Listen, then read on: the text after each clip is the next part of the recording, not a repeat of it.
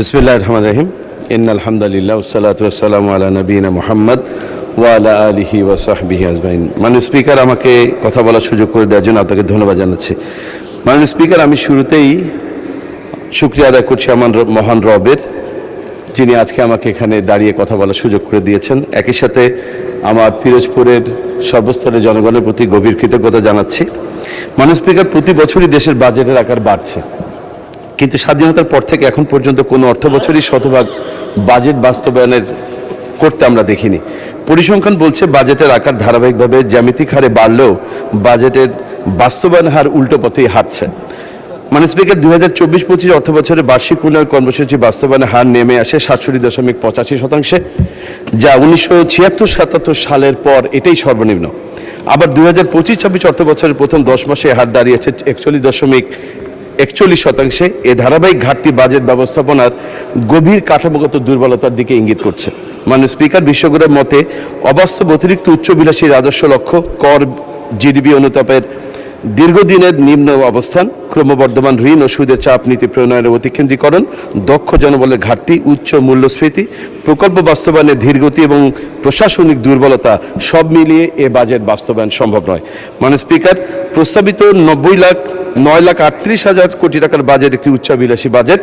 এ budget বাস্তবতার সাথে অসামঞ্জস্যপূর্ণ একটি বাজেট। এই বাজেট বাস্তবায়নের প্রধান সমস্যা হলো অবাস্তব রাজস্ব আদায়ের লক্ষ্যমাত্রা, বিশাল ঘাটতি পূরণে ব্যাংক ঋণ নির্ভরতা এবং চলমান উচ্চ মূল্যস্ফীতি। এছাড়াও দুর্বল আর্থিক কাঠামো, ব্যাংক খাতের মূলধন সংকট ও দক্ষ প্রশাসনিক সক্ষমতার অভাবে বাজেট বাস্তবায়ন নিয়ে বড় ধরনের অনিশ্চয়তা দেখা দিয়েছে। মাননীয় স্পিকার, প্রস্তাবিত বাজেটে শিক্ষা খাতে 1,36,606 কোটি টাকার বরাদ্দের প্রস্তাব করা হয়েছে, কিন্তু দুই মন্ত্রণালয়ের 3 বিভাগের বরাদ্দ অনুযায়ী প্রাথমিক ও গণশিক্ষা বিভাগে 46,738 কোটি টাকা, শিক্ষা মন্ত্রণালয় মাধ্যমিক উচ্চ মাধ্যমিক বিভাগে 57,302 কোটি টাকা এবং কারিগরি মাদ্রাসা বিভাগের জন্য বরাদ্দ দেখানো হয়েছে 18,457 কোটি টাকা।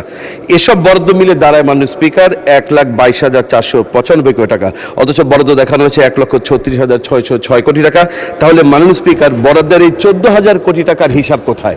এই টাকা কোথায় খরচ হবে সেই বিষয়টি এখানে দেখানো হয়নি। মাননীয় স্পিকার, আমাদের মাননীয় অর্থমন্ত্রী তার বাজেট বক্তৃতা জুলাই গণ অভ্যুত্থানের চেতনা বাস্তবায়নের কথা বললেও আমরা দেখতে পাই মাঠ পর্যায়ে বিএনপির অনেক কাজই জুলাই স্পিরিটের সঙ্গে মেলে না। মাননীয় স্পিকার, এখানে জমি দখল, অফিস দখল, বেপরোয়া চাঁদাবাজি চলছে।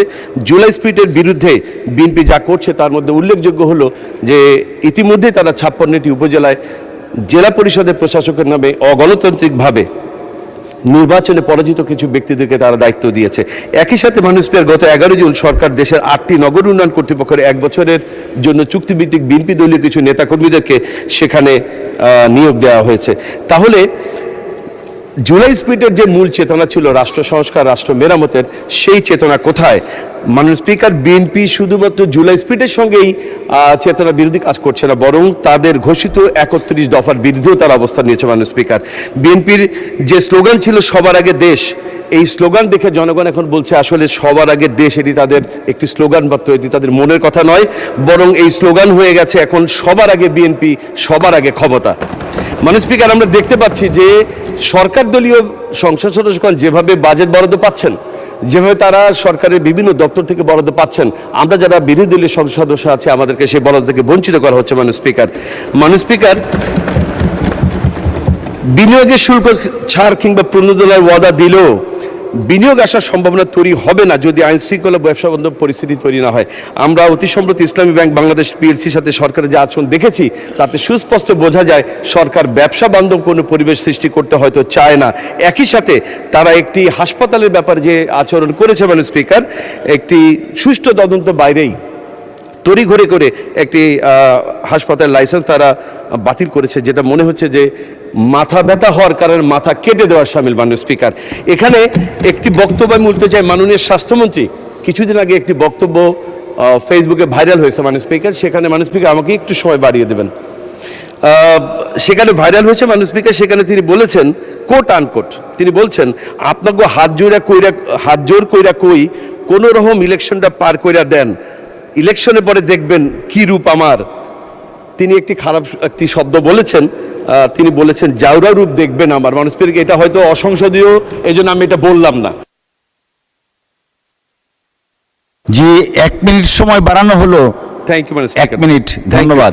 তাহলে জনগণের মনে এখন প্রশ্ন দেখা দিয়েছে, তড়িঘড়ি করে হাসপাতাল লাইসেন্স বাতিল করার মাধ্যমে মাননীয় স্বাস্থ্যমন্ত্রী তার সেই রূপটি দেখালেন কিনা। মাননীয় স্পিকার, আমি আমার এলাকার কিছু কথা বলতে চাই। মাননীয় স্পিকার, আমার নির্বাচনের সময় আমার নির্বাচনের ওয়াদার মধ্যে দুটি ওয়াদা খুব প্রথম সারির দিকে ছিল। একটি ছিল পিরোজপুরকে একটি অর্থনৈতিক অঞ্চল হিসেবে ঘোষণা করে আমাদের শিল্প কলকারখানা স্থাপনের মাধ্যমে কর্মসংস্থান সৃষ্টি, এবং আরেকটি ছিল পিরোজপুরে রেল লাইন নেওয়ার জন্য। মাননীয় স্পিকার, আমি মাননীয় প্রধানমন্ত্রীকে ধন্যবাদ জানাই। আমাদের নির্বাচনের এই আমার যে ওয়াদাটি ছিল, যেটি আমি জাতীয় সংসদে আমার ৭১ বিধিতে বক্তব্যে বলেছিলাম, আমার সেই দুটি দাবি পূরণ হয়েছে। পিরোজপুরকে অর্থনৈতিক অঞ্চল ঘোষণা করার জন্য একটি পাস হয়েছে এবং রেল লাইনে যাওয়ার ব্যবস্থা হয়েছে। এই জন্য মাননীয় প্রধানমন্ত্রীকে আমি ধন্যবাদ জানাচ্ছি। একই সাথে আমার পিরোজপুরে মাননীয় স্পিকার ৬,০০০ কোটি টাকা দুর্নীতি হয়েছে, যেটি এই সংসদে সকলে জানেন।